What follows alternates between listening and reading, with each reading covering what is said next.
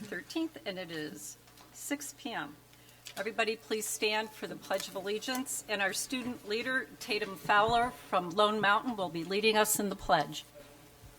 I pledge allegiance to the flag of the United States of America and to the republic for which it stands, one nation, under God, indivisible, with liberty and justice for all.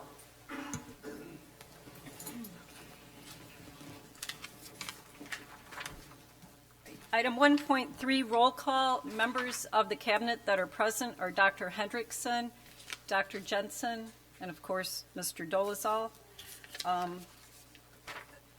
Item 1.4, all the members of the board, I'm sorry. Item 1.4, formal adoption of the agenda. Is there a motion? So moved. Second. Okay, I would like to pull item 6.1 and place it after item 3.2. Does anybody else have any amendments? I would actually like to just pull 4.7 out and just move it to the end after 4.10. Okay. Anything else? All right. Is there a motion to approve the agenda as amended? So moved. Second? Second. All in favor, say aye. Aye. Any opposed? Okay. Item 1.5, President's Report. Well, I had the opportunity to attend the Cactus Shadows Powder Puff game, which was to benefit cancer, and the freshman-senior team beat the sophomore juniors. So congratulations to them, and I appreciate all of the effort all of the students put forth. Last week was the college signing day for some of our athletes at Cactus Shadows, and I had the opportunity to attend that, and congratulations to those students. Last week I was at Sonoran Trails for the Coffee with the Superintendent, and I'd like to say thank you to Sonoran Trails for hosting that event for us. On Friday, I was invited to attend a student leadership class, and the students in that class did a presentation on mental health. And I have nothing but great praise for these kids. They researched their topic. They were extremely passionate about it. They presented some options, and not only was I in attendance, but our counselors were in attendance. Dr. Jensen was there, Mrs. Barella was there, and several other staff members. And the presentation was very well received, and immediately after the presentation, our counselors jumped on it and are moving forward with ideas and pathways to help our students with mental health. So thank you to everyone on that. And on Monday, yesterday, was the Employee of the Month breakfast. And so congratulations to our Employees of the Month this year, or this month. That's all I have. So, next. Since our last meeting, attended the Business Partners Breakfast, which we had on the Wednesday, January 24th. And then the next evening was the basketball game up at Cactus Shadows, but it had the Palm Clinic young ladies that they had for a couple of days came out and got to do their routine. They cheered for the first half and then did their big routine at halftime. Probably, I want to say about 50 young girls out there with our Palm squad. So it was a real neat event. Just to see the young girls out there is a lot of fun, and they had a blast. Last week, I got to go up to the high school. It was the student choreography concert for the dance classes, which was an excellent program. The students did a fantastic job on that. And then last Friday was the science fair at Black Mountain. And being a big science nerd guy, I always like walking around to that. I want to thank a young lady, Olivia, in Mrs. Spigarelli's class because she taught me all about Harris Hawks when she did a great job. So there. I also was able to attend the Palm Clinic. My daughter got to participate in that, so there's lots of, I love seeing the overlap. I think that's a great thing about our community, of our district, of our younger students interacting with the high school students. It's just extra special, so that was great. Also attend the student-led dance performance. So all the choreography was done by the students, and then all the lighting was done by the stagecraft class here on campus, so that was really neat to see.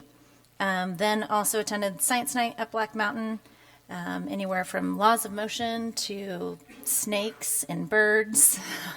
There was a lot. It was a very full night, and then that ended with fireworks. And then also attended Coffee with the Counselors at the high school last Friday morning, so got to get information and kind of for next steps as things get closer when you have those new incoming juniors. What they're going to do after graduation becomes more real for sure starting that year. And then yesterday attended the first winter cross country race hosted here by Black Mountain. It was done here on the track, and that was really fun to see as well. And again, that great overlap of a lot of the older cross country kids were kind of running with those younger students as well. So that's it for me. Didn't have anything this time, so go ahead. Me either. Traveling and family in town. Item 1.7, Superintendent's Report. President Busby, members of the board, thanks to both of you for yielding your time to me. First of all, I want to celebrate the Aspiration Awards Luncheon. Last week, CCUSD received several awards from the Arizona School Public Relations Association. This is in particular impressive for me because we don't actually have a public relations department. It is different people who've taken on these roles. But I wanted to, Sonoran Trails, the Stinger newsletter with Mrs. Sereno was received an award of merit. Another award of merit was the 2022 tax credit brochure done by Jill Machin. And the award of excellence was their welcome back video for 23-24, done by our very own Allison Mazog. So next, congratulations to Emily Chang and Ben Sadati. They have been named finalists in the 2024 competition for National Merit Scholarship Awards. Both Emily and Ben have been students in CCUSD since kindergarten. Emily went to Lone Mountain and Ben went to Horseshoe Trails. They both went through Sonoran Trails and are now seniors at Cactus Shadows. They were chosen from over 16,000 semifinalists that were named in September of 23, and they will receive notification if they are National Merit Award winners in March and April. We certainly wish Emily and Ben the best of luck and are so proud of them. It was already mentioned, but congratulations to the senior and freshman team who took the victory at the Powder Puff football game. The game was pretty good, even with shaky refereeing they had for the night. Thank you to Mrs. Allison Zilka and Stuco for organizing the event to support Stand Up to Cancer. Again, attended a basketball game where Cactus Shadows High School Unified Cheer did an incredible routine during halftime. I have never seen a crowd so involved and partnering with our unified sports team. It was just a great reminder of what is fabulous about this district and our kids. Congratulations to January Student Athletes of the Month, Jax Finch for wrestling and Lila Stroman for soccer. Wrestling coach Slavin said Jax Finch currently holds a record of 35-1. He has tallied an impressive 20 wins this season in the 190-pound class. And outside of wrestling, Jax is also hardworking and respectful, finishing last semester with a 4.0 GPA. Perhaps even more impressive, he's only a sophomore. So Coach Hunt talked about Lila as a rock star on the field and in the classroom. She is the second leading goal scorer on the team and the leader in goals and assists together. She sets a great example of working hard every day in the classroom. She boasts a sky-high GPA while taking advantage of challenging courses at Cactus Shadows. President Busby and I attended the signing on February 7th. Congratulations to Gavin Brock, who signed for football with the U.S. Merchant Marines Academy, Torrin Mays, who signed for football with Western New Mexico State, Lincoln McCarty, who signed for soccer with Southwestern University, Anthony Thomas, who signed for football with Rocky Mountain College, Sam Wolfenden, who signed for football with the University of Nevada, Las Vegas, Wyatt Schottel, who signed for baseball with Central Arizona College, Adanya Nicholson, who signed for rugby with Lander University, and Carly Diaz, who signed for soccer at NAU, Northern Arizona University. With soccer season coming to an end, we had quite a load of girls soccer award recipients. So first team all region, Lila Stroman, Morgan Baer, Bella Wernick, Emily Brashear, Abby Say, and Kaylee Vasiloff. Honorable mention to Stella Callis, Cassidy Wykus, and Sophie Boucher, Kylie Dan, and Allie Smith. Second team, Victoria Lazo and Carly Diaz. The offensive player of the year was Lila Stroman, and our very own coach of the year for the region, Ryan Hunt. They finished the season ranked 4th in the state, and we wish them well tomorrow in the first round of playoffs. Cactus Shadows boys and girls varsity teams will be advancing to the round 1 play-in games. They play on Thursday and Friday. Congratulations to the STMS Stinger Robotics team and Miss Faust. They made it to the elimination rounds at the qualifier at ASU West. They won 3rd place in the Motivate Award and 3rd place in the Innovate Award. Congratulations to the Sonoran Trails girls and boys cross country teams. In the championship, the girls finished in 1st place and the boys finished in 2nd. Congratulations to the 7th grade girls volleyball team. They won the championship last week, and the 8th grade girls volleyball team won in their semifinal match. In case you have not heard, CCUSD has been named a 2023 Scottsdale Favorites winner in the public school district category. Independent news media said this was their largest Valley Favorites ever with more than 50,000 votes, and that's a 60% increase from last year. CCUSD will automatically receive a certificate acknowledging us as a winner, and we will be listed in their publication and their website for the entire year. And finally, it is my pleasure to introduce Tatum Fowler, the Lone Mountain Elementary School Student Leader of the Month, on the dais with me this evening. Hi, I'm Tatum Fowler. I'm very honored to be here as I'm representing my school, Lone Mountain. Lone Mountain has been a great school. Some of the things that I love about Lone Mountain are hanging out with my friends, learning new things in all subjects, school parties, and encouraging my classmates. All these things were possible thanks to all my great teachers throughout the years, principals, and all the staff that work at Lone Mountain. I'm so thankful that Lone Mountain has been a place where I could make all these memories. I'm so excited to start new memories at Sonoran Trails. When I start going to Sonoran Trails, I'm excited to make new memories, friends, and try new classes that I haven't done before. I will very much miss Lone Mountain, but I'm excited to start a new chapter of my life at Sonoran Trails. Outside of school, I love hanging out with my family, going to church, playing soccer, and helping and encouraging others. Thank you.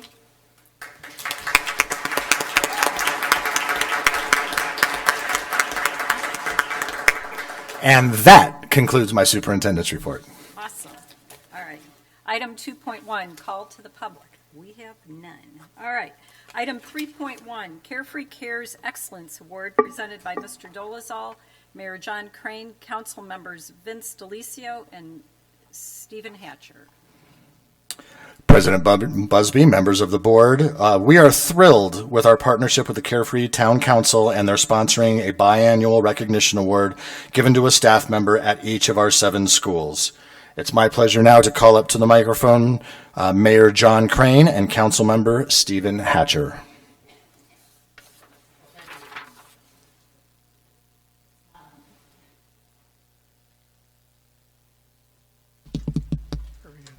Well, thank you, President Busby and members of the board. For the town of Carefree to come before the board every 3 or 4 months and just honor those teachers who have really excelled is just an honor for us. And we know all the teachers, they work hard, and it's a challenging job, but there's a handful at each school that have really stepped up, and I think that's great. And for us to be able to just come up here and to show our appreciation with a gift card and a pin is really the least we can do.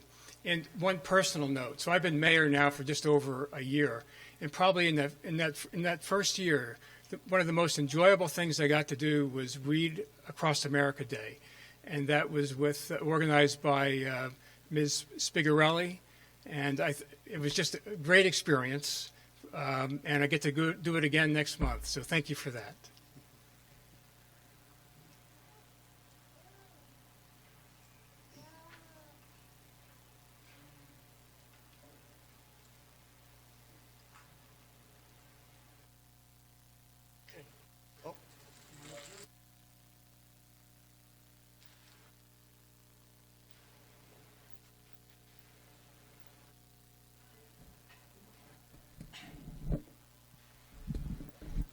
We shall adapt and overcome. First, I'd like to recognize one teacher who could not be with us this evening, and that is Debbie Stefani from Desert Willow Elementary School.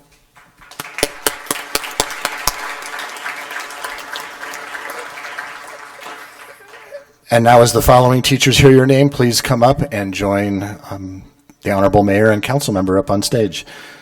Kristen Stewart, Black Mountain Elementary School.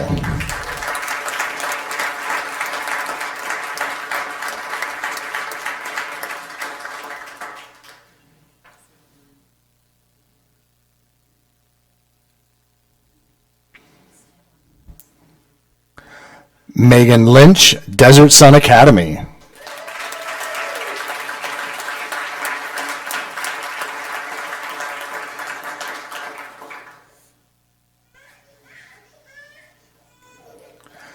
Leanne Harrison, Horseshoe Trails Elementary School.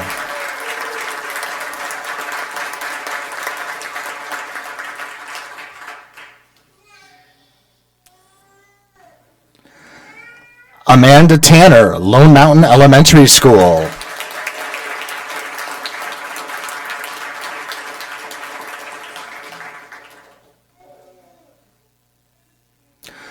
Ashley Faust, Sonoran Trails Middle School.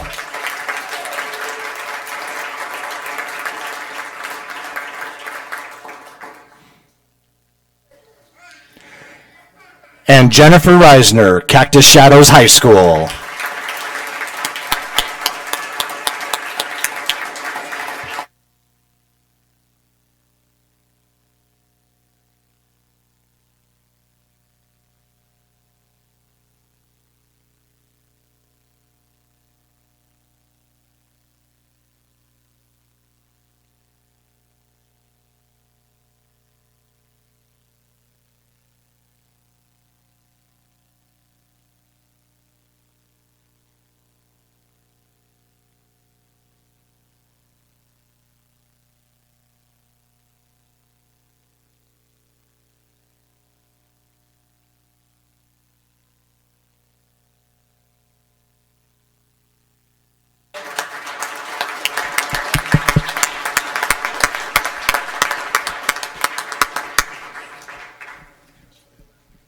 Okay. All right. First, congratulations to our teachers, and thank you for all you do. Item 3.2, our February Students of the Month, presented by me. It is with immense pleasure and pride that we come together to celebrate the extraordinary accomplishments of some truly exceptional students, our Students of the Month. Each month, we are privileged to recognize students who exemplify the core values that define our district: perseverance, leadership, compassion, and a relentless pursuit of excellence. Tonight, we are not just honoring academic achievement, but also the qualities that make our students well-rounded individuals and future leaders. The renowned American author and poet Maya Angelou, who once said, "Success is liking yourself, liking what you do, and liking how you do it." This sentiment perfectly encapsulates the essence of the students we are celebrating tonight. They have not only achieved remarkable success, but have done so with a genuine passion and a commitment to their craft. Our Students of the Month have shown us what it means to inspire excellence in everything they undertake. They have gone beyond their comfort zones, challenged themselves, and consistently demonstrated a willingness to learn and grow. They serve as beacons of inspiration for their peers and a source of immense pride for their families, teachers, and the entire community. Each student being recognized tonight has a unique story of dedication, hard work, and determination, whether it's in academics, arts, athletics, community service, or leadership. These students have set a standard of excellence that we all can aspire to. They remind us that greatness is not a distant dream, but a tangible reality that can be achieved through unwavering commitment and a passion for what we do. As we honor our Students of the Month, Let us also remember that our achievements are not solely their own. Behind every successful student stands a network of supportive parents, caring teachers, and a community that believes in their potential. It is this collective effort together that nurtures the growth of these remarkable individuals. To the students being celebrated tonight, I want to offer my heartfelt congratulations. Your dedication, enthusiasm, and commitment are an inspiration to us all. You represent the very best of Cave Creek Unified District, and we are excited to witness the incredible contributions you will make to our world in the years to come. All righty, and with that said,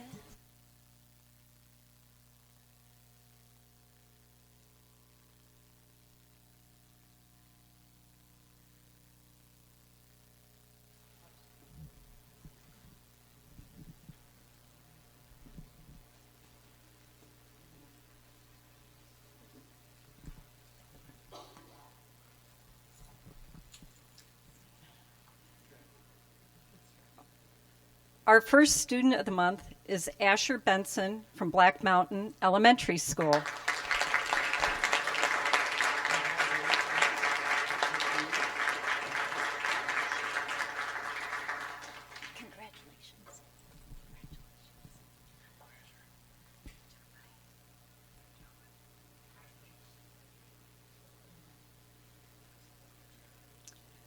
Liam DeBurgo from Lone Mountain Elementary School.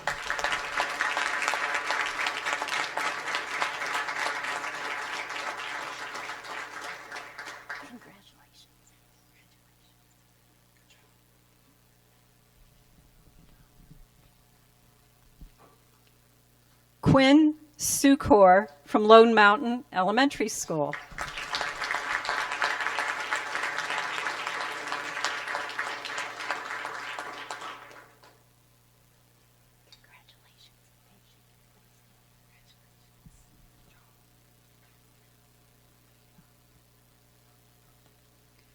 Landon Perot from Horseshoe Trails.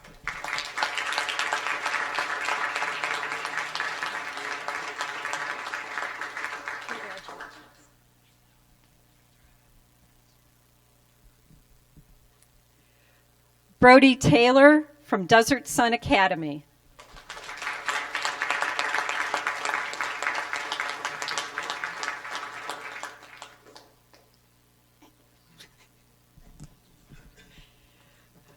Gwyneth Morgan from Desert Willow Elementary School.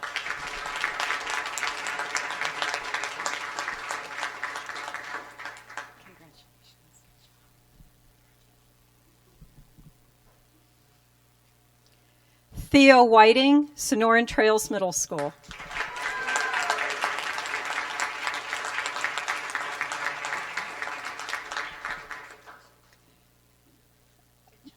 Preston Hour from Cactus Shadows is our high school student of the month. However, Preston is playing in a lacrosse game tonight and is not able to attend. So, congratulations to all our students. And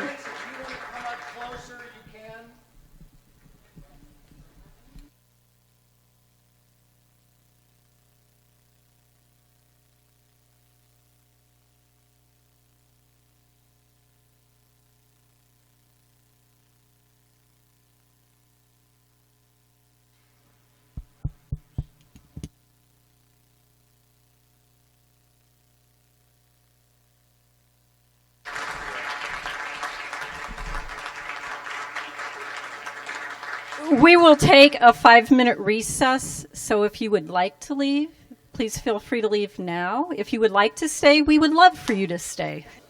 All right. All right, item 6.1, approval of the Trust Model Policy Program, Chapters 1 and 2, presented by Mr. Dolezal. President Busby, members of the board. On October 24th, 2023, the board unanimously voted 5-0 to start the process of moving to the Trust Model Policy Program starting July 1st of 2024. That began our work of crosswalking our current policy to the new one. The Trust Model Policy Program is rooted in state and federal law and crafted by expert Arizona education and litigation attorneys from several law firms around the state. Since we are moving to the policy drafted by the groups of attorneys that know educational litigation best, we are putting our district in the best position to limit our liability moving forward. On January 10th, 2024, the board was sent the drafts of chapters 1 and 2, the crosswalk that help us review our current policy to determine if we wanted or needed to keep anything, a list of policies and procedures that will need updating in the future due to any staff changes, and a list of forms which assist in carrying out policy and or procedures. Chapter 1 covers district governance relating much to your work, as well as the equal opportunity and non-discrimination.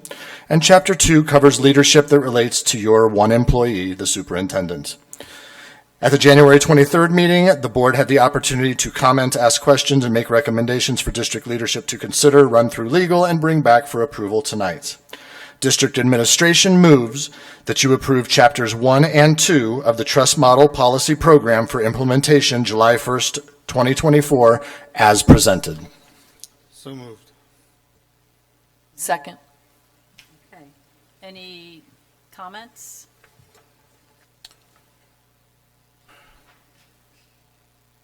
Wow. I sent in quite a few questions which were answered back. We did receive those. I believe I had about 20 to 22, maybe 25 questions through these first two chapters of policy. We did get, I believe it was about a 12-page reply back. I have since gone back through the reply and still have several questions as we walked through the different policies. Probably in able to maybe do this in a better timely fashion instead of me rambling on and on with another 20 or 25 questions. Is there a possibility that we could table this item tonight? I send my questions back in for answers, and we bring this back to us at a future meeting? That would have to be an amendment to the motion that's on the floor right now. Well, I'm asking the question first. I mean, I can go, maybe I'm a little disappointed that no other board member sent a single question in, that we're taking this on the blind faith of what we're being fed in these policies. I'm a little disappointed that maybe, I look at the policy as that's the bedrock. That's where we establish the district and how we're going to conduct our business. And I see a lot of questions. I still see questions in these first two chapters that I'm not comfortable with how they've taken some of our policies and condensed them down to the point that there's nothing there. Now, I know we're doing this for the legal aspect of it. The question was brought up that the trust will be able to use our prepaid legal hours more effectively when the trust has to go to court to defend our policy. So one of my questions was, is that are we tracking those hours now? Obviously, we've had our own policies for years and years, but it doesn't seem like we're tracking that now. So how can we see any improvement or change in our prepaid legal if we're not tracking those hours now to what we maybe would be tracking if and when we make this conversion over?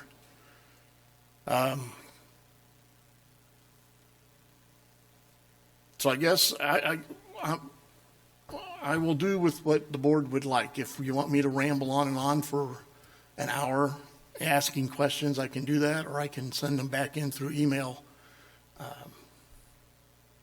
Well, right now, there's a motion. There's not been a motion seconded to amend. So are you making a motion to amend what's on the floor? Well, I'm asking the question of my fellow board members. We have a If my- motion, we have a motion Okay. on the floor. Then I would like to amend the motion that we table item 6.1 till a future governing board meeting. At such time, other questions about chapters 1 and 2 could be answered. Is there a second? Okay. The motion that's on the floor still stands. The motion is to approve chapters 1 and 2 of the model trust policy as presented. I'll tell you real quick before we get into all the details that I did have to spend a lot of time looking at these things and reviewing them over. A lot of your questions, I remember, I admire the specificity of a lot of your questions, but what I saw, and a lot of them was the point of what we were doing this for, to take myriad policies and put them into a model that is succinct, that specifies what it needs to specify legally, and to get rid of the fluff and the redundance and the stuff that we don't need anymore. If we're going to start going over every single one, policy by policy by policy, I don't know what we voted, what the vote was to go to this for. We should have just left it the way it was. The changes that are being proposed look fine. There are some things that, yeah, we can change a couple of the things, like, putting in the thing for the 8 days to put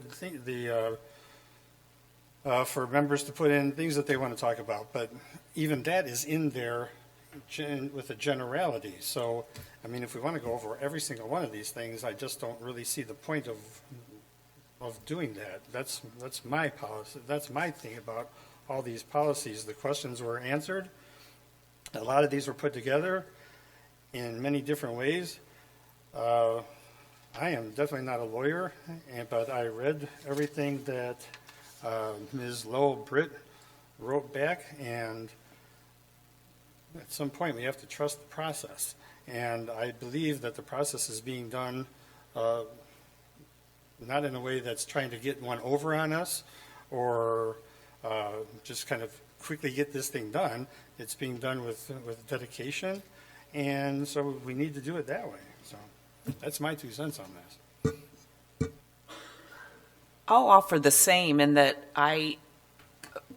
part of what I feel like my responsibility as a board member is to trust the people who are hired into and vetted out and put into positions to make a lot of these decisions. I'm not a lawyer either, and I look at some of this and I think, I don't know that it serves a purpose to spend so much time, just like with this one here, shall meet in January following an election, and not narrowing it down to absolute specifics. I don't know that there's value in spending a lot of time on some of this. So again, I kind of concur in that I'm trusting the process of the people that are hired into these positions, that understand it, that live with it every single day, to make a lot of this. And should we need to adapt some of it later, certainly we can. But that's kind of my thoughts on it. Yeah, I kind of saw the same thing after getting all the responses back. Not that it's set in stone or can't be. I mean, I feel like we still make lots of policy amendments every single year. I think right now I'm trying to just see the organization of everything in comparison to the old policy. That's about I've read through everything, and it was a laborious task, but I've read through everything. Not quite a James Patterson novel, but first, I want to say thank you to everyone who's been involved in this, staff, the attorneys, because this is a very, very big undertaking, and the time, the dedication, and the attention to detail that everybody has put forth in this is very much appreciated. I echo everything that that my fellow board members have said, you know, I too am not an attorney, and I put a lot of faith and trust in the folks that have put this together. Denise, you and your associates, you know better than we do what the law is, and we look to legal professionals to guide us, just like we look to our teachers as professional to guide the education of our students. We look to the professionals. And so I'm a little hard-pressed to really challenge what the legal folks have presented to us.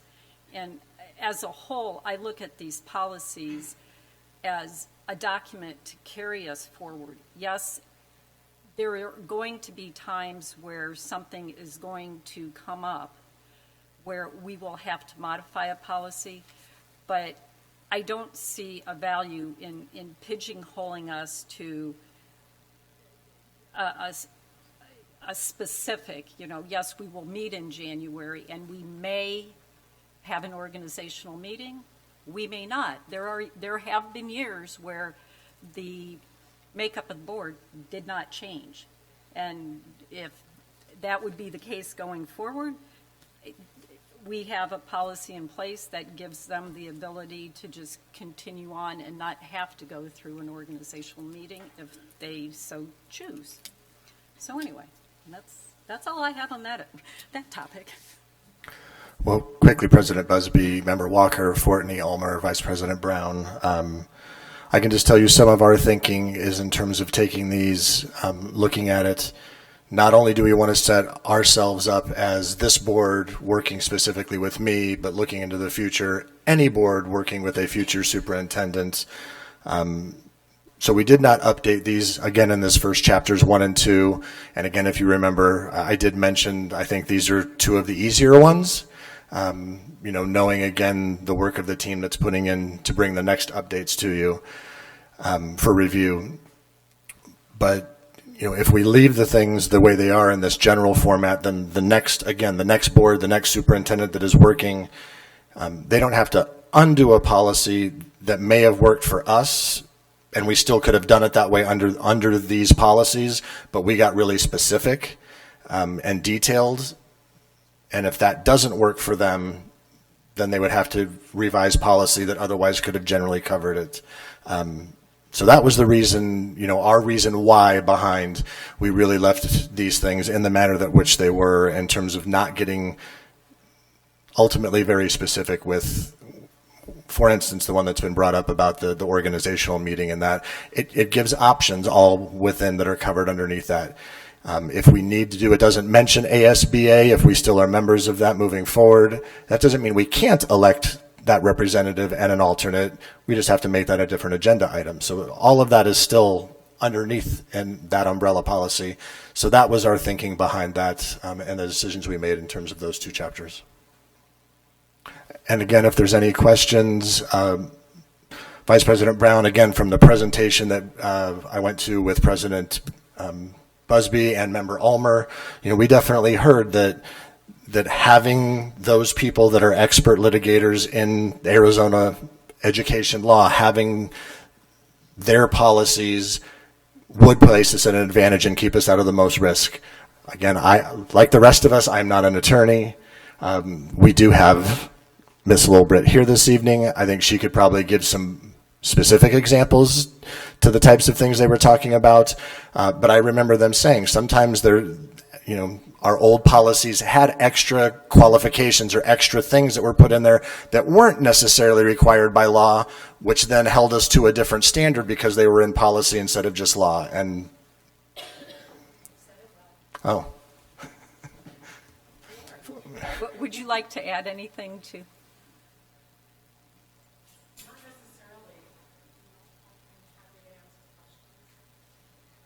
What I could share that, you know, this one of the other important features of the trust model policies, you know, is that if you as a board ultimately determine after you adopt them that you need to tweak them to serve your needs, because, you know, again, the bedrock is the law here, but, you know, there are options that you have in the way you conduct your business. And the point of this is to put you in a very secure legal place. But if down the road, again, you determine that you need something different to work for your district, you have the latitude to make changes. Now, of course, you would be working, hopefully, with legal counsel to make sure that none of those changes compromise, right, your legal standing. But, there's law and there's leadership, right? There's law and there's protocols and practices. And so hopefully, the way the current presented versions of these policies are, they will work for you well. And as your superintendent just shared, and I think you already knew, one of the goals was to remove from policies and even some procedures commitments, in the way you function that aren't required by law, that may that may present challenges to you that don't need to exist. And so, in my view, this is kind of the best of both worlds. It gives you some really solid legal basis for how you conduct business in your district, but it also preserves for you flexibility where you're permitted by law to have that flexibility. So I hope you will find that the way these are written will serve your needs, but if at any time you conclude they don't, then you can share out what's not working for you, and as long as it comports with law, then you'll be presented with options. Okay. Thank you. You're welcome. So obviously, this is a living document as we move forward down the road, but items that maybe we had, like Member Fortney mentioned, we had just approved a change of our policy. If you wanted an item on the agenda, there is an 8-day window. We've got, we developed a form that we could fill out and turn in if we wanted to get an item on an upcoming agenda. Well, that's now all been removed. So once this change is over, then are we going to be continually looking at items that worked for us in the past and then have to go back through legal to say, hey, is it okay if we put the 8-day requirement in to get an item on an agenda? I feel like these policies, yes, they're rooted in legal, but it's a 30,000-foot view. And yes, the current policies, the ASBA policies, yes, there was a lot of fluff and they hadn't been reviewed in years and years, and I get all that, I understand. But are we cutting it down to the bone, to the point where every meeting we're going to have an agenda item to tweak a new policy to get back to a comfortable place where we were with the old policies? I think that, to your point, I'm kind of going to go to what Superintendent Dolezal said. Let's say, the thing for putting an agenda item, a board member putting an agenda item is still there. It's not specific to 8 days. That's ours. That's our 8 days. What if a couple of years down from the road from here, we want 10 days or 5 days? Do we have to go and redo the policy then to make it 5 or 10 days? This way, we don't have to do that. We just know that we have a policy that says we can submit action items. So I see it more flexible. I see it more as a living thing, like you said, but it gives us that latitude so that we don't have to change it every, the whim of whoever's running the board at that time.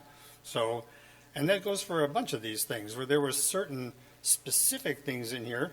And again, I compliment you for, the time you took to go over all those things, but they kind of hem you in a little bit.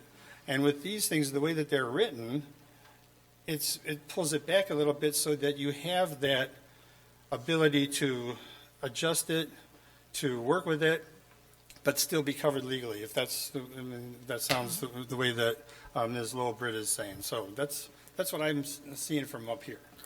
if that makes sense to you. Over the years, many of our policies have been tweaked, modified, fine-tuned for specific circumstances at a particular time in the district. And since I'm the only one that's been on the board for that long, it's on the board to, as the board goes forward, to go back and say, oh, hey, we modified this policy because last year this situation occurred. But that really never happened to the extent that it should have. And so we're dialing it back to where it should be as far as a baseline. Now, if we can have an understanding, a whatever, if an agenda item is submitted, as long as it pertains to what our roles and function are as a board, it'll end up on the agenda. And, we all work well together, so I'm not foreseeing, something getting buried until, 8 months down the road when it becomes non-relevant. We have to have a bedrock, a starting place, a foundation for the basis of our policies, and that's what the trust has put together. I mean, there are, 14 districts that have already adopted this? I believe at least, yeah. Yeah, and so, I look at that as, hey, if there was going to be a problem at this point after that many districts going through this crosswalk process, something would have already surfaced. And we have the benefit of any tweaks that had to have been made from early on. I guess I misunderstood the assignment then. I thought it was on the board to review this and give questions and feedback back, but obviously, after Mr. Dolezal's glowing introduction and the board's comments, I guess I'm the one that's out of line here, and I apologize. Well, and Vice President Brown, Member Fort Meade, President Busby, I did want to add that we have created a form still to fill out, so we do have a form. That was one of the ones that we did create. And again, you've got policy and you've got procedures. Procedures, you could talk to us as the leadership group that handles the procedures and forms and all of that, because a procedure doesn't have to come back. If you wanted to direct us to write a procedure for that includes the 8 days, we can do that, and then it's a procedure that then it's not a future board that has to come back, and amend a policy necessarily. So there are ways to continue to evolve this document and what we do and how we work together. That was just the point I wanted to make, and that we are making those forms, and so those things are not just disappearing or going away. I guess if the direction was we're going to take this down to the bare bones legal definitions of how the district operates, and we wouldn't need to do the crosswalk, and we wouldn't need to look at current existing policy, we just accept what we get spoon-fed from the trust, then I guess that would have been a better definition of what the board's been tasked to do. But like I said, I misunderstood. I thought we were to look into this and ask questions, but and Vice President Brown, I do not want to take away the ability to look at it and ask questions. I will say that our team is the first brush through with all of that, and then taking that crosswalk and looking at our old policies and what do we need to bring over, what needs to stay, what are the level of those things. Many of the things that we've worked with whether IBN or in master, all of those different things that have come. Again, these two chapters to me are relatively basic. When we get into 3, 4, and 5, you will see a lot more of the copyright things disappearing because our teams have taken the time to look at, okay, you know what? No, from our from our previous policy, we want where we've evolved and we've changed to, so we're bringing that into that new policy, which we are free to do as Mrs. Lolbert described. And I think it is on us to read the policies and to look through them and make sure that we understand them. And I don't, think that we should not ask questions, but I think that at some point we have to, like I said, for a lot of these things, there were some good questions here, but I mean it was good to see, like the having you had mentioned. We need we don't want a specific name in some of those things.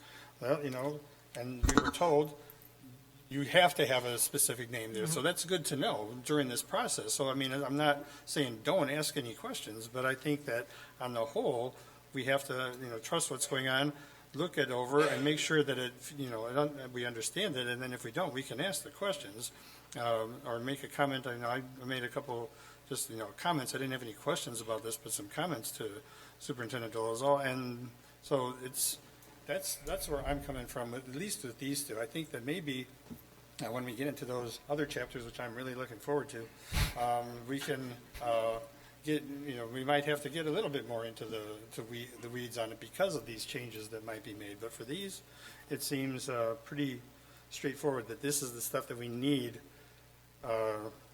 to be legally in good shape and have the policies that we need in place.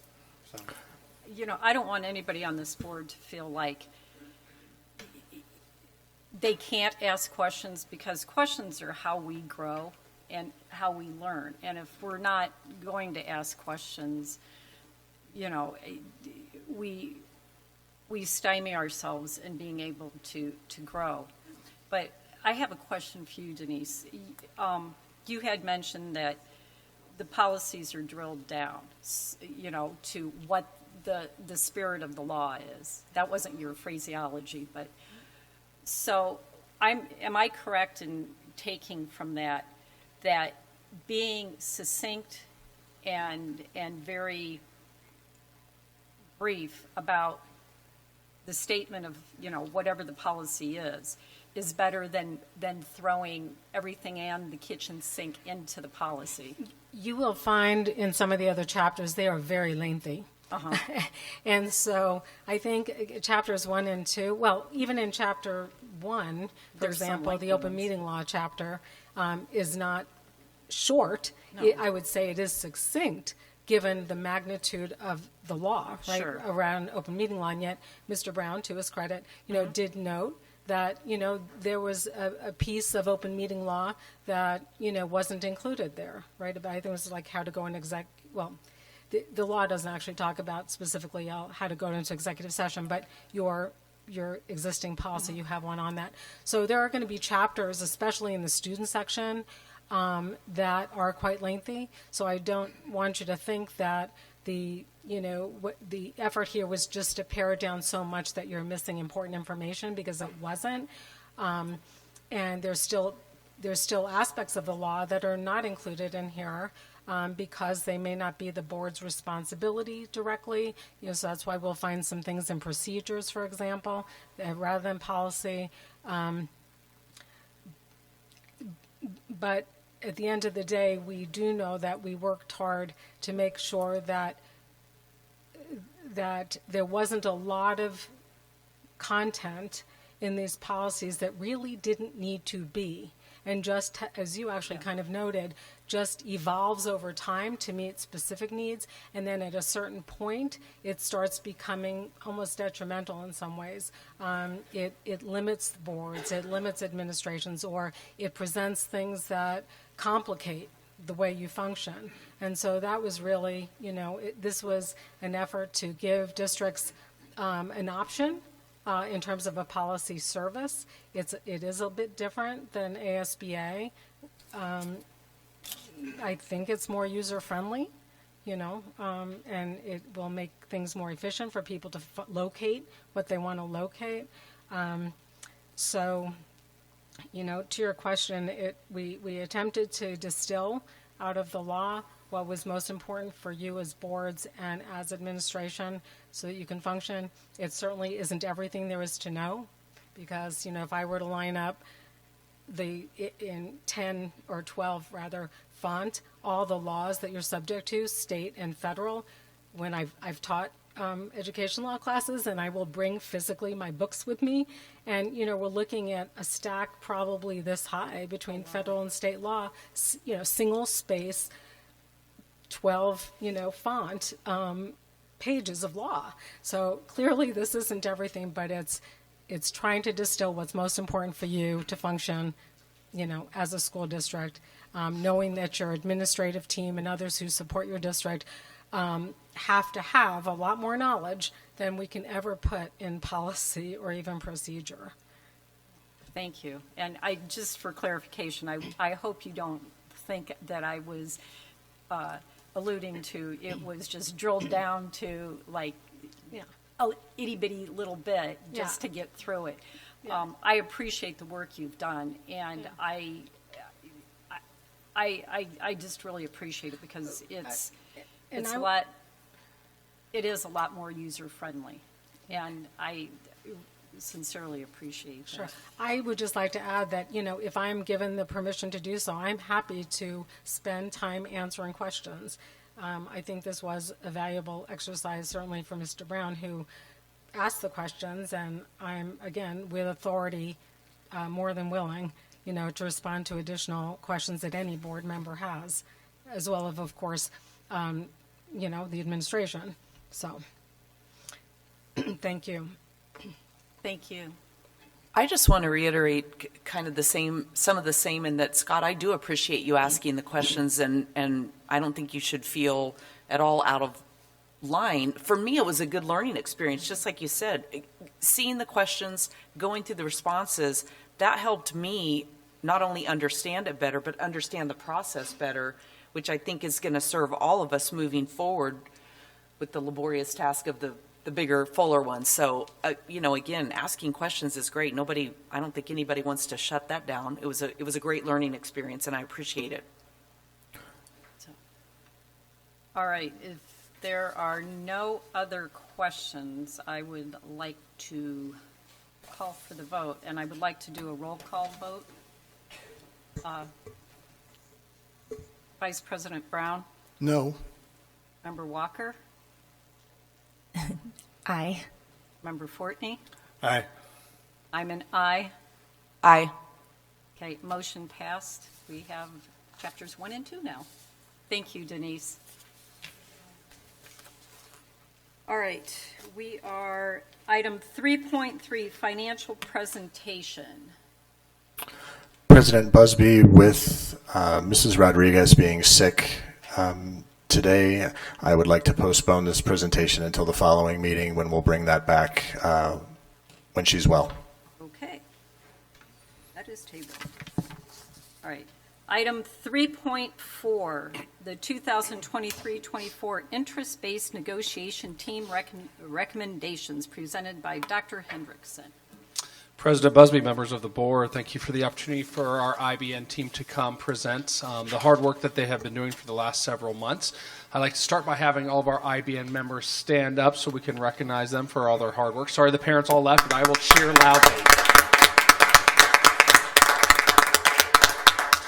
So we have members of not only classified, certified, but administrative members that joined our IBN this year. Each one comes with a different lens, different grade levels, different positions within the district, and really bring different perspectives that allow us to have honest, open conversations. And it was similar to last year. It was a fantastic opportunity for us to really have that open, honest dialogue, share concerns, share our stories, and really present what matters most to us in order to do the best things that we can do for our employees, in order for us to do the best things we can do for our teachers. So this will be a little bit of a shared presentation. I do apologize. The presentation that you've received, there was one slide missing for the classified recommendations. It's a short slide that one of our members will present, but you'll see it on the board here. So without further ado, I will have my IBN presenters, if you want to come on up, and I think we are starting with Ms. McClin.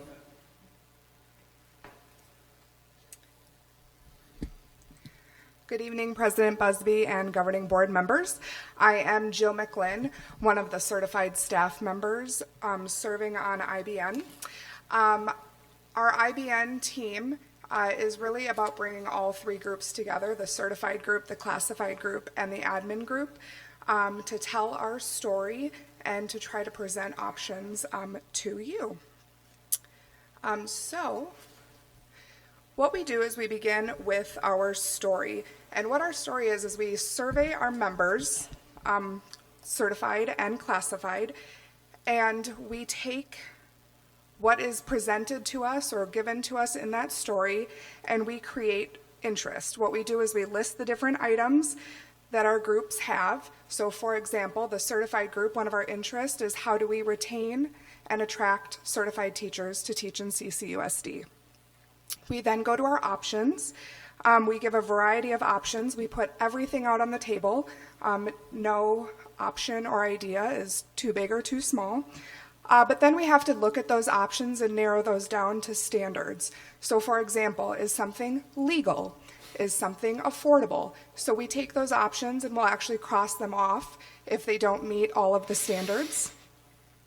With our commitment and implementation, many of us have been honoring this process for quite a number of years now, and we are able to implement our IBN even faster because so many of us have served year after year, and we know how this process works.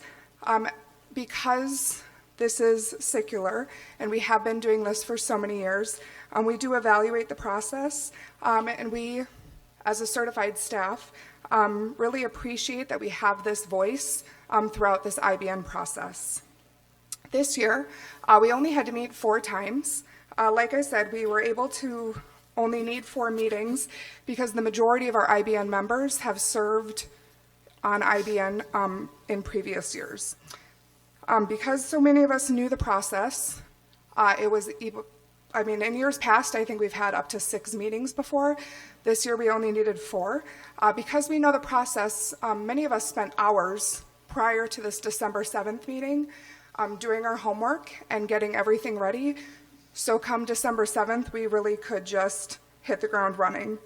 I would like to introduce my colleague, Andrew Cupo, and he's going to talk about the purpose statements. President Busby, Vice President Brown, and members of the board. I'm Andrew Cupo, certified teacher at Cactus Shadows, and proud member of the IBN team. As you can see here, the purpose of IBN, of course, is to advocate for working conditions and benefits and compensation for all members, all staff throughout CCUSD. To do that, we come together and develop trust, working to try to find common ground, supporting each other in that way, as well as meeting the goals and vision and mission statement of the district. I gotta say, the IBN meetings are unlike other district meetings where it's like really enjoyable to go to because it really feels like you get to have a voice in the process. Everybody's voice is really valued throughout that whole process. It's a truly enjoyable experience. I know the certified staff, I can't speak for the classified staff, but I know that I'm sure they do, and the administrative staff all feel that it is a really cohesive project to work on because it really does further the visions of the district. And working then to bring that back to our respective groups. The standards that Jill mentioned are listed in front of you. These are kind of the standards we've had for the past 3 IBNs. This is sort of what we gauge all of our options on, looking at every single person's suggestions in a way to meet our interests or hopefully solve some of the things that come out of our story. So you can see in front of you, these are the things that we valued as an IBN team that we think also represent the values of the school district, our constituents, and our different respective groups. I'm not going to read them to you because I know you all can read, but obviously they're pretty comprehensive, I think. It's really hard to choose something and hold it up against these standards and it not be an incredible idea or a really remarkable thing for our district to move forward with. So that's why we have these Yeah, so those are our standards. And then moving on to our priorities, right? And I'm only going to speak to the first box, and then I'm going to hand it over to our classified group. But we identified through our survey and our story, where we asked basically all the staff, certified staff, what are the things in CCUSD that are needed or that we would hope to have or that just need maybe to be tweaked. And the primary two priorities that came out of all of that was to retain and attract staff. As I'm sure you're aware, we are in a very competitive market for teachers these days. And so trying to retain and attract them not only benefits, obviously, staff, but our students in particular, right? I mean, looking out for the benefit of their education and their academic outcomes.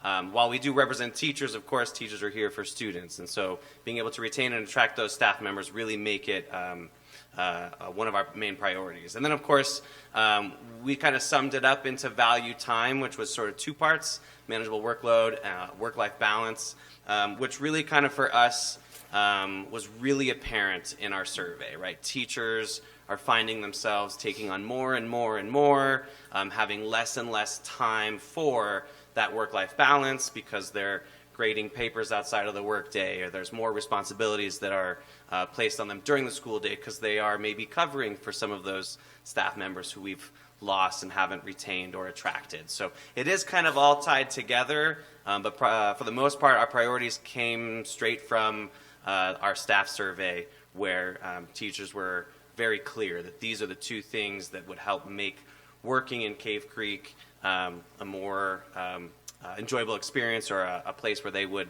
be able to thrive and be successful, mainly because we also understand the financial constraints of our district. So I do think that maybe there'd be other things up there, but we were very, I think, pragmatic with our priorities this year, understanding sort of the circumstances. So I'd like to hand it over to Anna Lee, who will talk about what the classifieds interests were. Hi, my name's Anna Lee Bruman. I work in human resources here at the district office. I represent, I'm part of the team that was on for classified employees. Classified employees is a broader group than teachers. It's paras, office staff, maintenance crew, bus drivers, and aides, kitchen staff, preschool, and childcare employees. And we did the same thing. We sent out a survey and we received feedback from our fellow employees about what they would like to see be presented during IBN. So pay was on the top of the list, and also keeping the insurance, as we do have two zero cost insurance policies that they would like to see remain. A big topic which would come under working conditions would probably be communication with the district. I think that the classified staff would like to have more communications with the district office. So we came up with some options for that. And also high on our list was retaining current staff and recruiting quality new staff.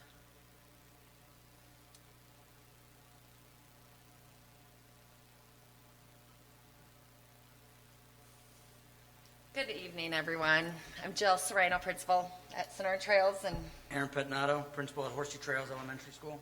so you can see some commonalities from what we've already heard and what we are representing the administration. We talked with our crew and even in our meetings, and I think many times we principals feel like there's just not enough we can do for our staff.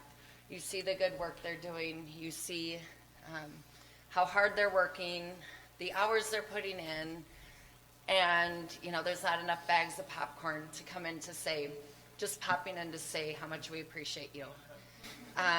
They're nice, and I think you guys like them, but we need more. You feel helpless at times because you work and work and try to represent what we know is great in our campuses, on our campuses. And you have people coming to you talking about how they need to get out because they might have to go to a second job. They might be on food stamps. They, have to work 6/5 so they don't get a break during the day. And it's just, what more can we do to retain our staff so it's bigger than us right now too. So next up was clearly defined time with staff for professional communication and development. We know how important time is for our certified and classified employees, and I think this was in response to that. Due to the early release on Wednesdays and early morning staff meetings, we wanted to streamline and protect not only time for ourselves, but time with our staff that is clearly communicated. And then definitely work-life balance is something that I think all administrators struggle with, and grace. And the grace, just to expand a little bit on that, so many times as administrators, you know, you get several emails from parents, from community members, you read social media, and sometimes it's kind of one-sided, and we hope that our community, that folks above us, that our staff, that everyone just can trust us, that there's more to the story, and while you're upset about this one situation, there's probably more, and we're doing everything we can to get to the bottom and make it what's best for kids. And that's always, as we talk to our colleagues, that's always the goal, what's best for kids. So you might not like to hear that as the teacher, as the community member, as the parent, but at the end of the day, there's probably more than just what you believe you've heard or what's going on, and just give us that grace to do our job and do it well without some of that outside noise that can complicate things. All right, thank you too. And I don't know who's next. It's on to me. Oh, Dr. Hendrickson. One of the things I want to kind of emphasize with the three groups is, you know, they were very laser focused and very intentional with, as they looked at options of that balance of, yeah, this is good for me, but is it good for classified? Is it good for certified, and vice versa? And so making sure kind of that theme, is it good for the whole? And so making sure that there's lots of compromise as we were having those conversations. You saw, as Jill mentioned, clearly defined time, Aaron mentioned clearly defined time with staff professional development, making sure that they knew this is the time that we're giving you, this is the time that we need.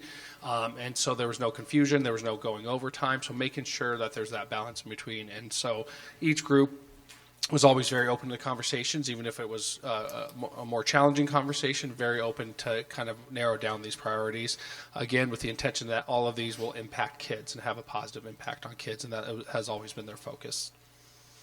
So as we move on to discussing available funds, as you was shared from Ms. Rodriguez in the previous presentation, we know that this last year we had to do a budget balance of $1.3 million. A lot of that was covered with the ESSER funding, that we were able to do some carryover with that. Fortunately, next year with continued declining enrollment, with our kindergarten rates not coming in, we're looking at another $2.5 million. Next board meeting, she'll be presenting what that will look like for our budget cuts and where we're looking to make those cuts without impacting students too much. With all that being said, at this time, we do not have any anticipated capacity for percentage increases to employees.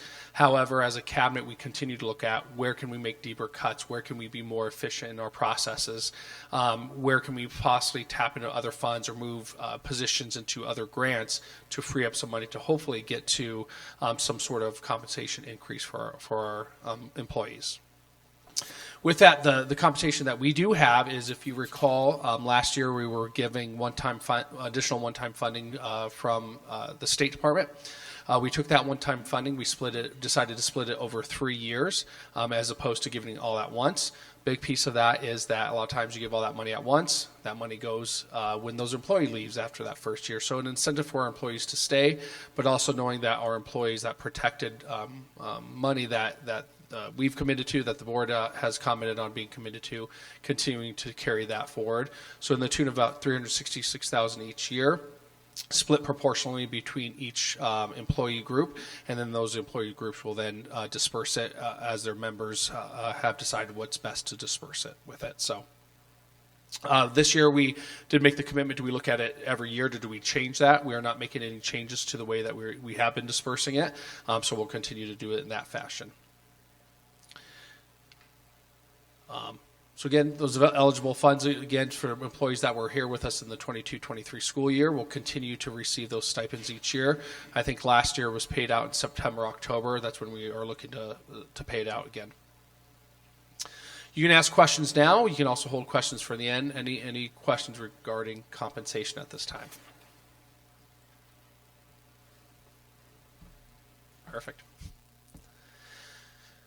Next thing we're going to look at is medical benefits. We're actually pulling our IBN team back March 7th to have continued conversations related to benefits. Unfortunately, we do not get our benefits renewals until March 1st through ASBATE.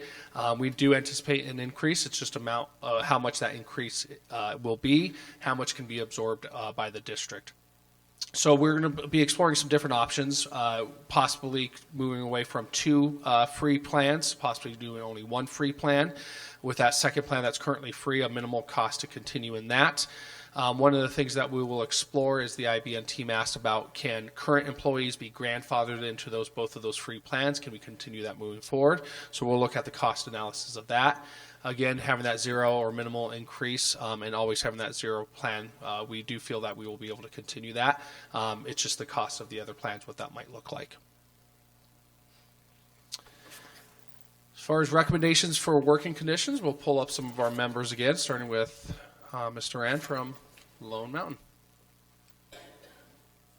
Good evening, ladies and gentlemen. As he said, my day job is at Lone Mountain Elementary, and I get to see Mr. Brown there quite often, which is awesome. As you've listened to this presentation, you've heard that the staff has taken into consideration our financial constraints as groups and acknowledged that if we cannot take care of our workers financially, we must meet them with working conditions that support that balance in work and life. As we told our stories and identified our priorities and options, it became clear that there were 3 areas that most of our requests and recommendations began to overlap, and that was evaluating employees, managing our workload across the board, and promoting that work-life balance. You saw that in the 3 presentations earlier. As the representative for IBM for certified employees, what we are recommending is that certified staff be paid to work during the summer months. Usually, last year we did this in June with May Mania, at the end of May, early June, and develop a guaranteed viable curriculum. We're asking for that again this year to reimburse us for our expertise in developing materials and supplemental resources for use in the upcoming school year. In addition to that, in managing our workload, as we crosswalk our policies over, we are asking that the GCLR policy, which I believe is in Chapter 4, Human Resources, that's going to be where more of the sticking points are in the crosswalk, and we ask that we retain that. Work-life balance. The structured staff meeting with PLCs, that was in common with the admin requests and recognition as a priority. We also recognize that having structured staff opportunities for training and professional development are key to our success as a district. We are asking that those continue to be refined in order to support more professional development and make a clear goal for each group that goes to them. And finally, we're recommending that there be a graduated liquidated damages fee for teachers that are separating from the district. This is kind of, let me roll back a little bit. As we were identifying interest and priorities, there really was nothing that was not thrown up there. There were sticky notes everywhere. I mean, we were told, well, let's try this, and we're like, oh, maybe not that. But we did try and find something that was workable. Liquidated damages is something that we felt could be worked on to be more palatable, not just from the perspective of someone that might be separating from the district, but as an attraction for incoming employees. And that's why we're asking for the board to consider the recommendation on the graduated liquidated damages that was come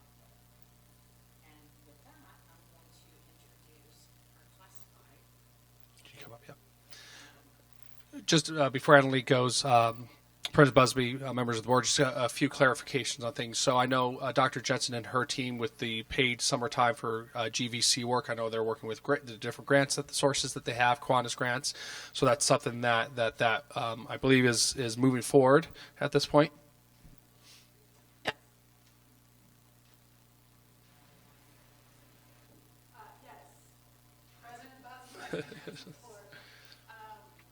So the paid GVC work over the summer, we do have allocated money in Title II in order to make sure we can do that. Of course, it won't apply to, it will be to those who want it, which we're banking on not everybody wants it or needs it. So while it's still not providing the much needed raise that our teachers need and deserve, it is an opportunity for some who really need that extra money and want to do that work and are good at that work. Thank you. And then the second point, graduated liquidated damages fee. Currently, once an employee signs their contract, if they decide to get out of their contract the next day, there's a $2,500 liquidated damages fee. And so one of the things that you'll see when we send out chapters 3 and 4, specific to chapter 4, is that in policy, when a staff member is looking to leave the district, when we talk about graduated, if they're looking to get out before April 1st, instead of it being $2,500, it would be $1,000. And then prior to June 1st, it would be $1,500. And then after June 1st, through the year, it'd be $2,500. It is hard to hold. When we get contracts out, people are still looking for employment. If they're moving, looking for growth opportunities, it makes it hard from the human resources side to say, we value you, but we're gonna hold this over your head, and we know that's already a hardship for teachers. So finding ways to find some common middle ground, and so that was some great work that the team did there. So with that, Mrs. Baruman.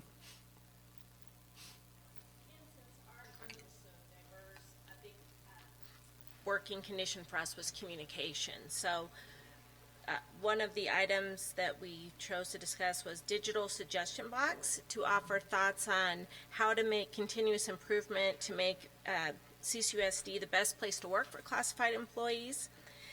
Site visits from the district office at staff meetings or trainings, another opportunity for a classified employee to bring up an issue they'd like to talk about. And last, making a classified committee. The teachers have an association that they meet with the district leadership every so often, so we wanted to create our own committee so that they could also have their voices be part of the workplace discussions.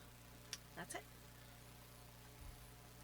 Thank you, Annalie. And as she mentioned, our classified staff are the backbone behind the scenes of our district. And these individuals, man, they give so much. Our paras in the classrooms, our bus drivers that greet each other, our students first and foremost each day. And I think these are great suggestions to be able to go, how do we continue to give them FaceTime with us when they're able to? And so something that we're continuing to explore and looking at options of how we do that. And then lastly, for all groups, one of the things that we've been in discussion with is providing remote work, flexible work schedules. So if you recall last year, the board approved a telework policy that allowed employees that were eligible for it to work remotely over the summer. It's a great retention tool. It's a great work-life balance tool. I think the feedback that I received from everyone that was involved is that the production level going way up, especially when you're working on projects. If you're looking through policy and you need to be uninterrupted for 8 hours like I try to be today, it brings a lot of value. And expanding that next year to employee groups where that's eligible. An example of that, currently we have school psychologists we work with, and we have contracted school psychologists when we're unable to find ones that we can hire. A lot of our school psychologists, they show up for testing, they show up for the meeting, and then that's all we see them, because a lot of that work can be done behind closed doors as they're going through assessments, writing reports. And so I've been working with Mr. Karpinski in the ESS department to meet with our SPED teachers, which is going to be our biggest hard-to-fill position of going, how can we provide them remote work 1 day a week where they can really focus on all that paperwork, where they can really have that time to do that. And they're currently working on schedules of how that's going to be feasible without disrupting the needs of the students. And so looking at providing that to all employee groups that will fit. Again, we have specific procedures in place for requesting that, for approving that, accountability measures within that as well to make sure work is still being done. After all of our individuals in our district are professionals, we want them to treat them as professionals, trust that they are doing the work, and hold them, make sure there's accountability measures in that. And I know just in meeting with our psychs and our related services, those that were looking to leave the district going, if this is doable, I can stay in this district. This provides me that work-life balance that I'm looking for. So that's the other option, that we are looking to use our current policy and just not do it during the summer months. Related to working conditions, any questions? Again, we can hold to the end if you'd like. This is how good of a job you guys are doing. For the last few slides, I'll turn it to Mr. Hazeltine from Snoring Trails. Good evening. I'm Chris Hazeltine, and I'm the closing of the presentation. One of the things that I teach my 8th graders when I teach them to present is when they close, they should leave the audience, which is you, with some thinkables that go beyond the presentation.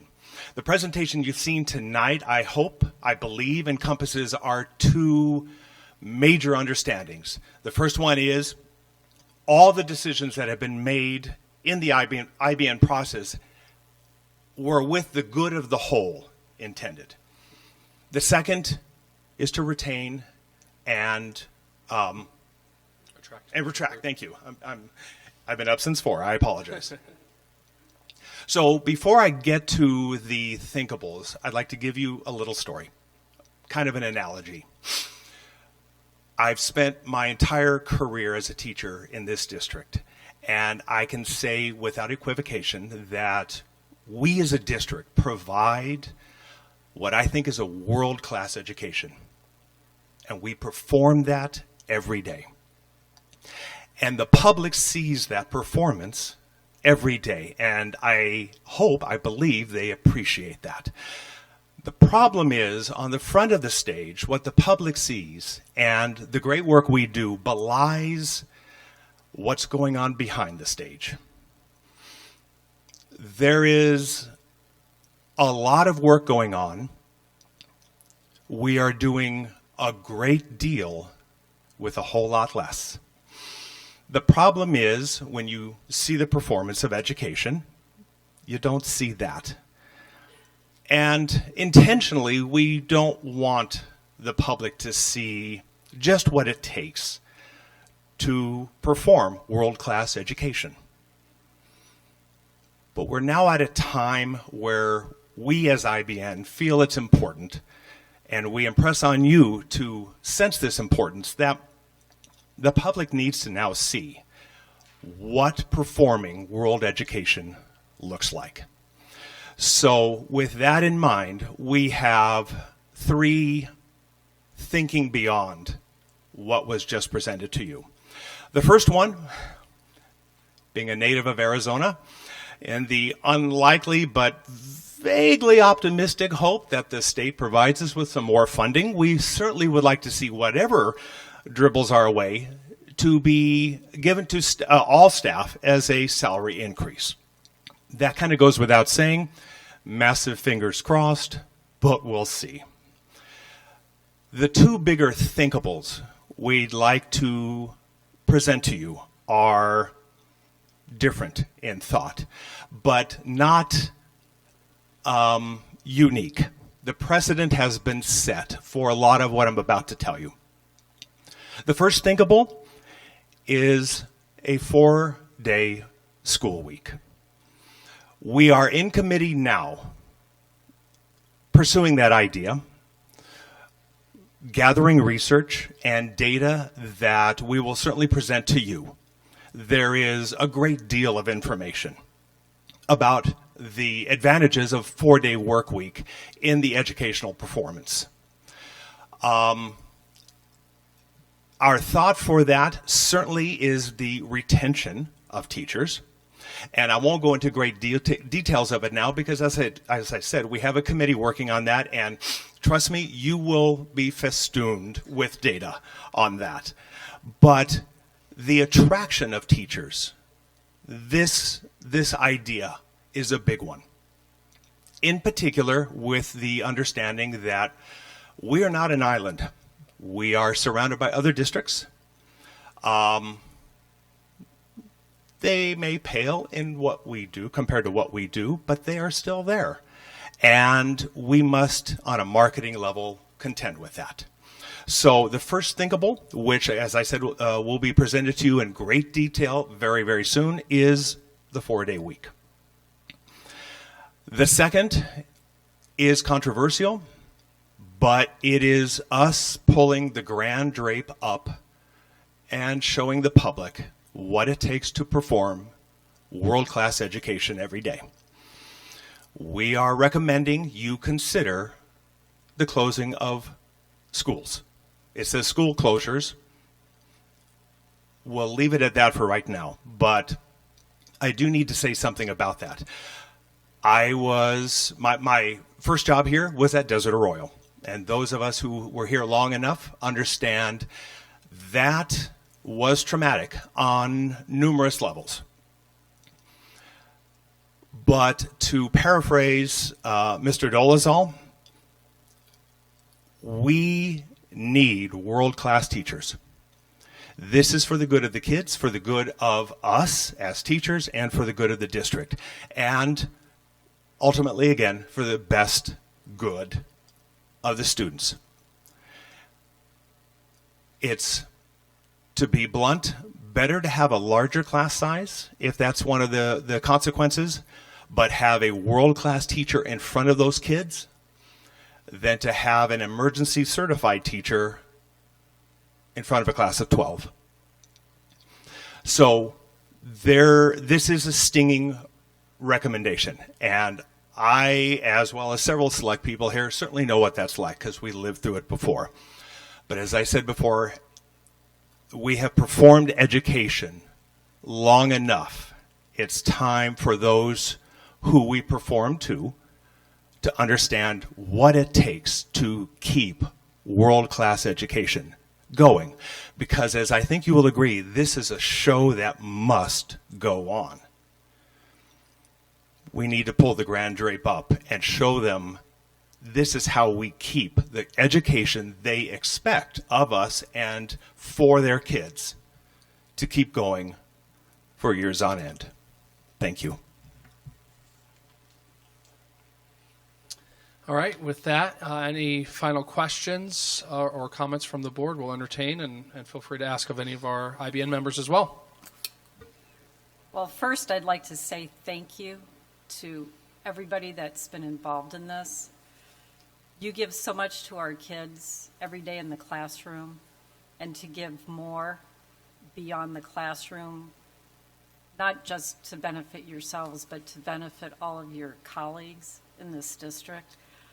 I am eternally grateful because I really know that all of you work extremely hard, and we're blessed to have every single teacher in this district that we have, and so thank you for that. Mr. Hazeltine, you should go to the legislature. I mean, that was phenomenal, and it was very moving. You really, and I mean that sincerely, you should really go to the legislature with that exact same presentation, and your drama coach could maybe help you a little bit.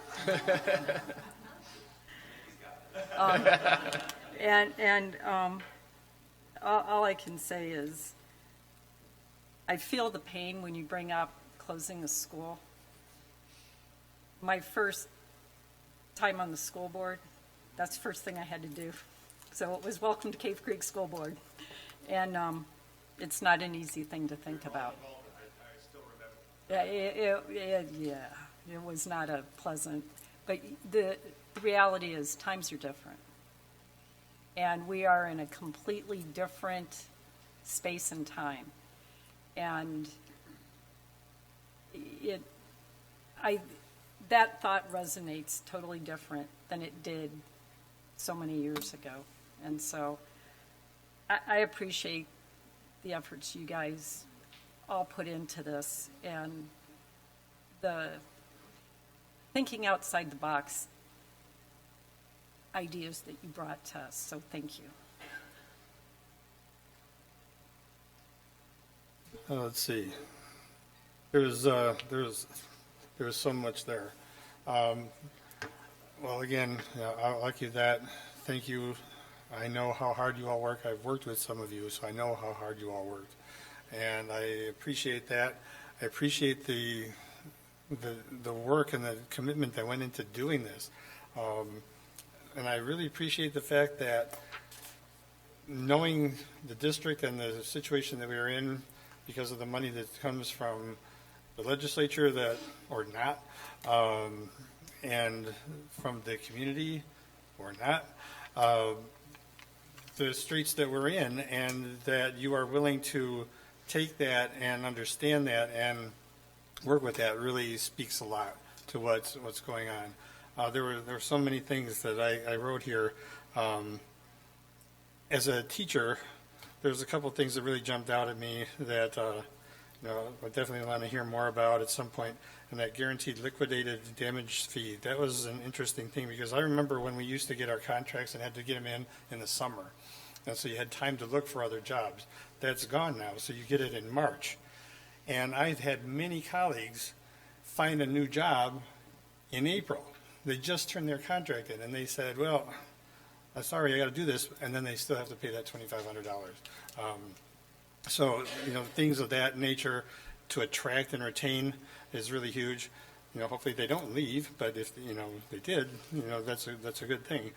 And the one about special ed teachers working from home one day a week. Oh my Lord. I'm bringing that to my work, because sometimes if you have the flexibility to do that, these are well, what I'm basically saying is I appreciate the fact that you came up with all these different options and are looking at them. So I appreciate that. And I would definitely want to hear more about the 4-day work week. And, I was there for some of that school closure stuff too, so I remember that. So I appreciate the pain that makes you bring that. So I appreciate that. So thank you again. I look forward to more of it, but, IBN team, I really do appreciate your efforts. So thank you. I just want to say thank you as well for all the hard work that you guys do. I think it really shows the leadership amongst all of you, being able to make hard decisions. A lot of those things you had, like you said, pull down the curtain and see behind the scenes has been needed for a while, especially with the lack of funding in our district. So I think it's important for the community to know if this is the education that they want for their children in this community, that these are things that need to happen, even if it's hard conversations. So thank you. It just really shows your guys' leadership and dedication to the district from all three different classified, certified, to even the admin. So I appreciate that a lot. And I look forward to all the ideas you guys have. So we know we're coming back in March when we see the medical and the insurance piece released.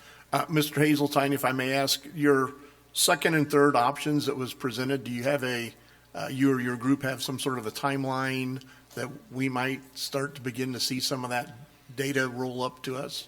To work backwards with the thinkable of school closures, that was just presented for your thinking. Oh, okay. We certainly talked about it, but as far as I know, at least from our point of view, there is no committee. I know there are discussions, maybe in cabinet, in other places. That was not in our purview. With the 4-day work week idea, we already have a committee that is working. We've met only once, but we are looking to expedite those meetings and that information, because we as IBN feel this is very important. But it's, I don't want to say it's a hot button issue, but it requires a lot of going over many journal articles, to be quite honest, a lot of data to make sure all the questions such as you may have are succinctly answered. But the committee is in meeting. We are moving quickly.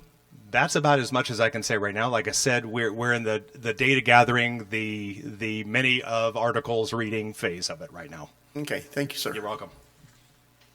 And Mr. Brown, if I can just kind of piggyback on that, I know Dr. Jensen is leading up that committee, and the first thing that they're wanting to do is what is the feasibility of it? You know, it's a great idea, but is it feasible? We know that there's going to be unintended consequences with a decision like that, and so making sure how do we mitigate those, making sure it works with state requirements for seat time, and then from there, kind of going out to subcommittees where we need parent input, we need community input. Michael Karpinski's department, ESS, that requires changes to IEPs, transportation, food services. So there's a domino effect with all of that. So starting with that feasibility and then saying, okay, it's feasible, we can make it work. Now let's see what is the temperature of all teachers, of parents, of community members as well. So we want to make sure we're intentional in that process.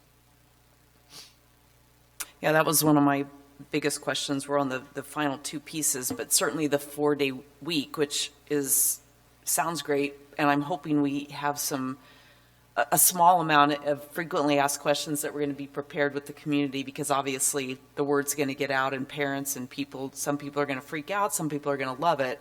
So just to kind of have a thought process of how to answer that, I think. But yeah, I'm looking forward to moving forward and getting more information from all of you. And it really does show the leadership in all of you. And I can see the value in having so many of you return from working in on this project year after year, so that you can bring so much expertise and lived experience into the process. So thank you all for your time and energy and your commitment and dedication and sticking around. I just wanted to add one more thing. Pulling back the curtain on what it takes will definitely raise some eyebrows around the community, and maybe if they, not to shock them or anything, but maybe it will help a majority of our community think that maybe a bond or an override is a good idea at some point. And we recently met with the student cadre, and we got some students that guaranteed that they will go out and knock doors with us. So hopefully that will happen, and I would hope that maybe we can get some of you guys to do that. Just that one more thing that we might need to do that. It might help, but this might help drive that conversation a little bit. So just want to mention that. Any other comments? If I could just give one last shout out to the IBN team. Like you mentioned, the work, the work doesn't go away. They had to go back to the work. They had to get lesson plans ready to leave for those meetings, and for all groups, classified, certified, and admin. Thank you for putting that work aside. We knew it meant more work when you got back to your classrooms or to your offices, but and thank you for the governing board for honoring this commitment to our teachers and our employees to have this process, the interactive process each year. I think it's very important. It shows a lot of value to them. So thank you. Okay. All right. We will be looking forward to the sequel to this presentation. Item 4, action consent. Is there a motion? So moved. A second. Second. All in favor say aye. Aye. Any opposed? Okay. Item 4 passes. Okay, item 4.7, monthly enrollment. Well, Mrs. Rodriguez isn't here, but Member Walker, you pulled it, so what would you like to talk about? I mostly just wanted to pull this just because if you look at this first chart, the withdrawals at Cactus Shadows looks very high for starting January 1st to January 31st of 48. But then as I scrolled through the rest with all the details, it seemed like we had a large amount of students, which I haven't noticed year over year, that actually graduated early. So that was more of if we have any data as to why the increase of students graduating early this year compared to years past. And then also I did notice a lot of our foreign exchange students seem to have only done semester-long terms instead of the full year also at the high school. So mostly just to bring awareness around that number is actually not as big or scary as it seemed for the 1 month, because a lot of them were early graduates. And if we had any data, if we're seeing that from district to district or has to do with kids schooling from home for some time, that's the reason for pulling it. Okay. Anybody have any comments on that? Okay. So is there a motion to accept it? So moved. Second? Second. Okay. All in favor of approving item 4.7, say aye. Aye. Aye. Any opposed? Okay. Item 4.7 passed. All right, new business. 6.2, approval of administrative contract language for the 2024-25 school year, presented by Dr. Henriksen. Be members of the board. Tonight we're bringing you all of the contracts that we currently utilize within CCUSD. As mentioned in a prior board update, there's very minimal changes to them.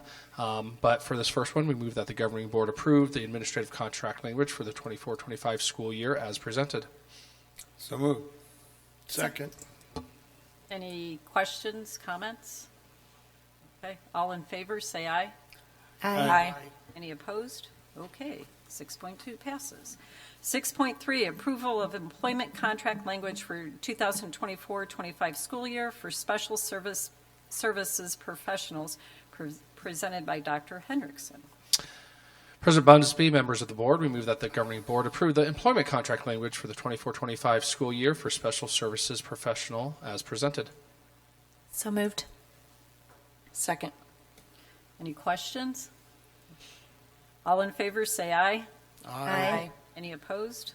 All right, 6.4 passes. 6.5, approval of exempt classified employment agreement for the 2024-25 school year, presented by Dr. Henriksen. I think we skipped You skipped 6.4. one. Oh, did I? You skipped 6.4. Oh, I crossed that one out by accident. I'm sorry. All right, so I'm backpedaling here. 6.4, approval of terminating certified contract language for the 2024-25 school year for the certified classroom teacher, presented by Dr. Henriksen. President Busby, we move that the governing board approve the terminating certified contract language for the 24-25 school year for certified classroom teacher as presented. So moved. Second. Any questions? Okay, all in favor, say aye. Aye. Any opposed? All right, now to 6.5. Approval of exempt classified employment agreement for the 2024-25 school year, presented by Dr. Henriksen. President Busby, members of the board, we move that the governing board approve the exempt classified employment agreement for the 24-25 school year as presented. So moved. Second. Any questions? All in favor, say aye. Aye. Any opposed? Okay. Item 6.6, approval of non-exempt classified notice of appointment for the 2024-25 school year, presented by Dr. Henriksen. President Busby and members of the board, we move that the governing board approve the non-exempt classified notice of appointment for the 24-25 school year as presented. So moved. Second. Okay. Any questions? All right. All in favor, say aye. Aye. Any opposed? All right. Item 6.7, approval of certified professional, non-CSF eligible contract language for the 2024-25 school year, presented by Dr. Henriksen. President Busby, members of the board, we move that the governing board approve the certified professional, non-CSF eligible contract language for the 24-25 school year as presented. So moved. Second. Any questions? All in favor, say aye. Aye. Any opposed? Okay. Item 6.8, approval of certified contract language for the 2024-25 school year for certified classroom teacher, presented by Dr. Henriksen. President Busby, members of the board, we move that the governing board approve the certified contract language for the 24-25 school year for certified classroom teacher as presented. So moved. Second. Any questions? I have a question. This kind of relates to all the items 6.2 through 6.8 on areas where we state a current policy. Then have you flagged all that? Will we have to change these contracts if and when the trust policy comes into effect? President Brown, members of the board, I do not believe it states any specific policy, but statute it refers to in these. It would only be if there's a policy change that affects the terms of the contract. So, for instance, liquidated damages is within the contract. Currently, it's not even within policy; it's in the contract. So that would be need to be adjusted. But that would just be an addendum that would need to be made once that's approved in April, I think, is when we're taking Chapter 4. Under number 6.6, we do state policy GDL in the contract. So thank we you for would catching need that. to change that. That would need to be changed, yes. So we probably should review all of them. Well, we just approved them. If and when the trust policy comes into effect, will we then need to go back and recounter these contracts? Is the basic question. If we have to change the policy reference. President Busby, Member Brown, let me check with legal on that. My initial answer is no, because their contract is, it states that they will abide by all adopted governing board policy. So even though those policies are changing, so I do not think that we need to change this language. It doesn't void the contract. I don't think we need to reissue a contract. But we definitely need to get contracts out prior to that end of April meeting that we have it. So I will get with legal and double check on that. For instance, our master agreements will have lots of changes that you'll be approving in May, because a lot of that does reference current policy numbers. So once Chapter 4 is approved, then I'll make those adjustments. But I will get with legal and double check on that. Oh, thank you. Okay, that was 6.8. Okay. Any other questions? All in favor, say aye. Aye. Aye. Any opposed? Okay, 6.8 passes. Item 7.1, upcoming calendar events, presented by Mr. Dolezal. President Busby, members of the board, coming up soon, February 19th, this coming Monday is President's Day, and all schools and district office will be closed. We've got spring break. Schools are closed March 11th through the 15th. District office is closed the 13th through the 15th. We've got a March break on March 29th as well. Don't forget Rock the District is coming up. That's April 13th at Harold's Cave Creek Corral. And our next Business Partners Breakfast is April 17th at the Holland Center. We also have a Teacher of the Year event coming up too, correct? I've seen a date for that. That is correct. That's in May. I'll make sure we get that on there for you guys. March 27th, I believe, is the date. The Excellence Awards. I'm getting the person who runs the Fine Arts Center where we do the Excellence Awards at the end of the year for the 24th of April. Their Teacher of the Year event too.